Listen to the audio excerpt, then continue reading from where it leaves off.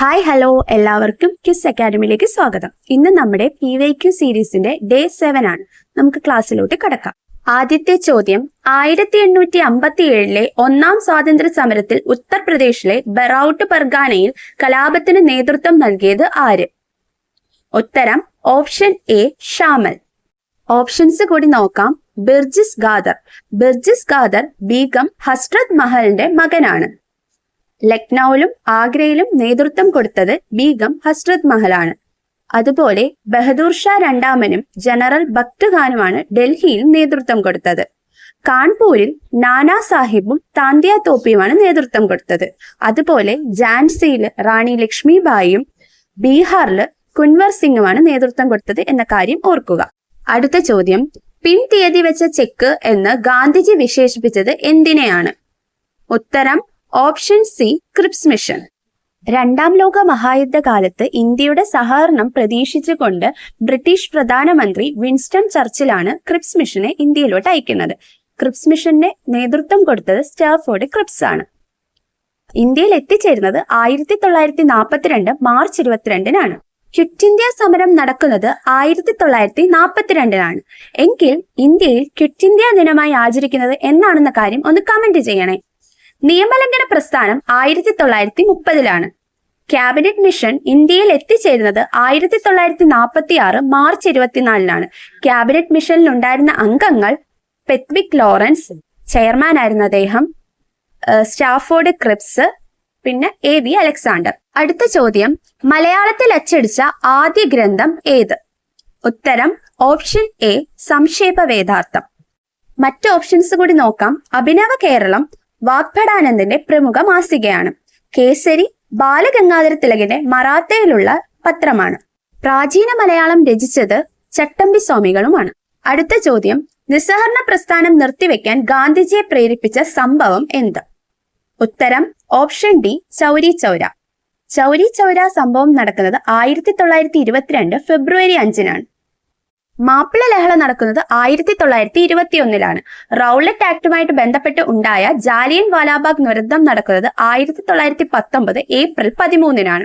Gandhi Irwin കരാർ 1931 March 5-നാണെന്ന കാര്യം ഓർക്കുക. അടുത്ത ചോദ്യം, 1897 അമരാവതിയിൽ വെച്ച് നടന്ന കോൺഗ്രസ് സമ്മേളനത്തിന്റെ അധ്യക്ഷൻ ആരായിരുന്നു? ഉത്തരം option B sir C Sankaran Nair. Indian national കോൺഗ്രസിന്റെ അധ്യക്ഷ സ്ഥാനം വഹിച്ച ഒരേ ഒരു മലയാളി ഇദ്ദേഹമായിരുന്നു. ഗാന്ധിജി പ്രസിഡന്റ് ആയിരുന്ന ഒരേ ഒരു സമ്മേളനം 1924 ബെൽഗാം സമ്മേളനത്തിലാണ്. അടുത്ത ചോദ്യം, 2025 മികച്ച ഫുട്ബോൾ താരത്തിനുള്ള ഫിഫ ദ ബെസ്റ്റ് പുരസ്കാരം നേടിയ കളിക്കാരൻ ആര്? ഉത്തരം ഓപ്ഷൻ ബി ഉസ്മാൻ ഡെംബലെ. അടുത്ത ചോദ്യം, താഴെ പറയുന്നവയിൽ ശരിയായ പ്രസ്താവനകൾ തിരഞ്ഞെടുക്കുക. വയനാട് ജില്ല രൂപീകൃതമായത് 1981 നവംബർ 1. വയനാട് ജില്ലയിൽ 3 താലൂക്കുകൾ ഉണ്ട്. 700 മീറ്റർ മുതൽ 2100 മീറ്റർ വരെയാണ് വയനാട് പീഠഭൂമിയുടെ ഉയരം. ഉത്തരം ഓപ്ഷൻ സി 2ഉം 3ഉം ശരിയാണ്. വയനാട് ജില്ല രൂപീകൃതമായത് 1980 നവംബർ 1-നാണ്. അതുപോലെ വയനാട് ജില്ലയിലെ 3 താലൂക്കുകൾ വൈത്തിരി, മാനന്തവാടി, സുൽത്താൻ ബത്തേരി എന്നിവയാണ്. കേരളത്തിലെ ഏക പീഠഭൂമിയാണ് വയനാട് പീഠഭൂമി. അടുത്ത ചോദ്യം, 2050 കേരളത്തെ കാർബൺ ന്യൂട്രൽ സംസ്ഥാനമാക്കാനുള്ള പദ്ധതിയായ അങ്കൻ ജ്യോതി പദ്ധതി പൈലറ്റ് അടിസ്ഥാനത്തിൽ നടപ്പിലാക്കിയ ഒരു നിയോജക മണ്ഡലം. ഉത്തരം ഓപ്ഷൻ എ ചിറ്റൂർ. അടുത്ത ചോദ്യം, മിശ്ര സമ്പദ് വ്യവസ്ഥ എന്നതുകൊണ്ട് ഉദ്ദേശിക്കുന്നതെന്ത്?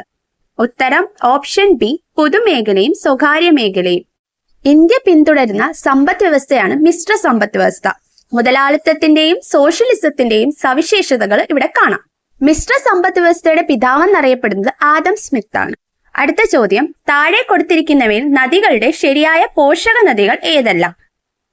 ചമ്പൽ, ബനാസ്, കൃഷ്ണ, ഇന്ദ്രാവതി, ഗോദാവരി, കൊയ്ന, കാവേരി, കബനി. ഉത്തരം ഓപ്ഷൻ സി 1ഉം 4ഉം. യമുനയുടെ പോഷകനദിയായിട്ടുള്ള ചമ്പലിന്റെ പോഷകനദികളാണ് ബനാസ്, കുനോ, പാർവതി, ക്ഷിപ്ര എന്നിവ. അതുപോലെ കൃഷ്ണയുടെ പോഷകനദികളാണ് തുംഗഭദ്ര, മാലപ്രഭ, കൊയ്ന, ഭീമ, മുസി എന്നിവ. ദക്ഷിണ ഗംഗ എന്നറിയപ്പെടുന്ന ഗോദാവരിയുടെ പോഷകനദികളാണ് ഇന്ദ്രാവതി, പ്രാണഹിത, മാഞ്ചിറ, പൂർണ, ശബരി എന്നിവ. ഹേമാവതി, അമരാവതി, അർക്കാവതി, കബനി, ഭവാനി എന്നിവ അർദ്ധഗംഗ എന്നറിയപ്പെടുന്ന കാവേരിയുടെ പോഷക നദികളാണ്. അവസാനത്തെ ചോദ്യം, ഒരു സെക്കൻഡ് സമയത്തിൽ ഒരു നിശ്ചിത സ്ഥാനം കടന്നു പോകുന്ന തിരമാലകളുടെ എണ്ണം. ഉത്തരം ഓപ്ഷൻ എ, തിരാവർത്തി അഥവാ ഫ്രീക്വൻസി. ആവൃത്തിയുടെ യൂണിറ്റ് ഹെഡ്സ് ആണെന്ന കാര്യം കൂടി ഓർക്കും. ഇതോടുകൂടി നമ്മുടെ വീഡിയോ ഇവിടെ അവസാനിക്കുന്നു. വീഡിയോ ഇഷ്ടമായെങ്കിൽ ലൈക്ക് ചെയ്യാനും സബ്സ്ക്രൈബ് ചെയ്യാനും മറക്കല്ലേ. അടുത്ത സീരീസുമായി കാണുന്നവരെ ബൈ.